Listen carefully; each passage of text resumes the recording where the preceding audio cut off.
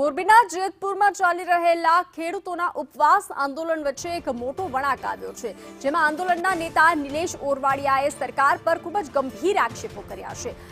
ઓરવાડિયાએ ખુલ્લેઆમ આક્ષેપ કર્યો છે કે ખેડૂતોના આ આંદોલનને તોડી પાડવા માટે સરકાર દ્વારા તમામ પ્રયાસો કરવામાં આવી રહ્યા છે।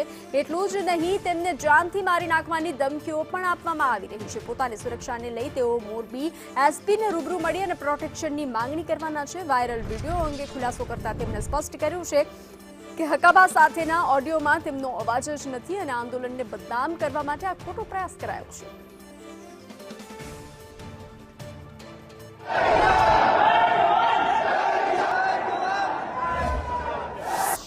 હકાભાઈએ જે બ્લેમ કર્યો છે એવા બ્લેમ તો આ આંદોલનને તોડવા માટેના અનેક આવવાના છે, કારણ કે છેલ્લા 10 દિવસથી અનિયન ચહેરાઓ, માફિયાઓ ભારતીય જનતા પાર્ટી દ્વારા આ આંદોલનને તોડવા માટે, વીખવા માટે ઉતારી દીધા છે।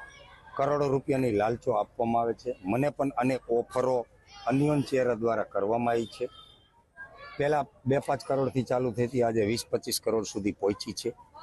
આ ઓફરો નહીં સ્વીકારાતા ત્યારબાદ ધાક ધમકીઓ પણ આવી છે કે જોઈ લેશું, આમ કરી નાખશું, ટાંટિયા તોડી નાખશું। ત્યારબાદ એવી વાત મારી નાખવાની અનિયન ચહેરા દ્વારા વારંવાર ધાક ધમકીઓ પણ આપવામાં આવી છે। આપના મીડિયા માધ્યમથી મેં ઘણી બધી ચેનલોમાં આજથી 5 દિવસ પહેલાં આ મેસેજ આપેલો છે કે મને એન્કાઉન્ટર કરવાની છેલ્લે કે સરકાર દ્વારા તમારું એન્કાઉન્ટર પણ થઈ શકે છે, આવી ધમકીઓ આપવામાં આવી છે।